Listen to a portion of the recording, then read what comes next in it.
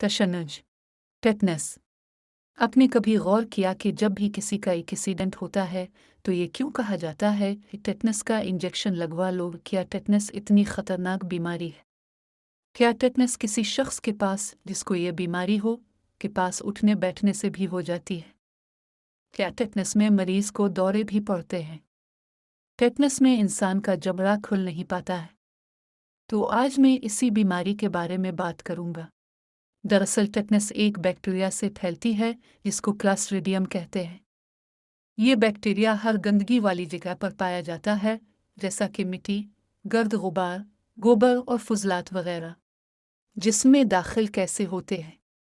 ये बैक्टीरिया हमारे जिस्म में तब दाखिल होता है जब हमें चोट लगती है और जल्द फट जाती है।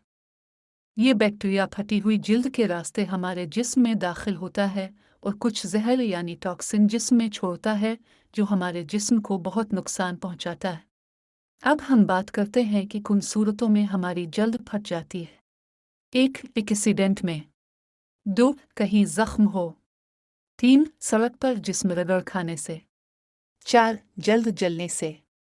5. इंजेक्शन लगाने से। 6. थूक के जरिए। इन सब सूरतों में ये बैक्टीरिया हमारे जिस्म में दाखिल हो सकता है। इसीलिए तो कहते हैं कि एक्सीडेंट हो तो टेटनस का इंजेक्शन लगवाएं।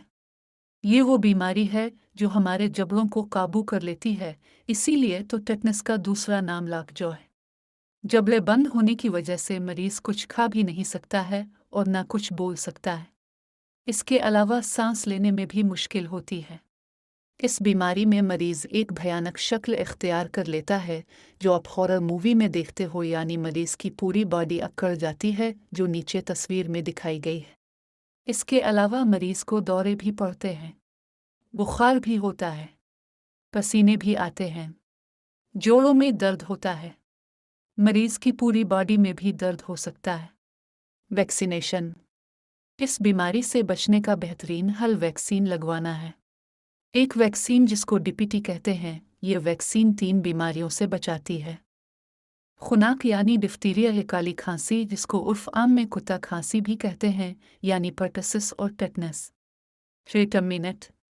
अगरचे टेटनस का कोई मुकम्मल इलाज मौजूद नहीं है, कुछ एंटीबायोटिक्स वगैरह दी जाती हैं और साथ कुछ बुखार, सोजिश वगैरह कम करने वाली दवाइयाँ।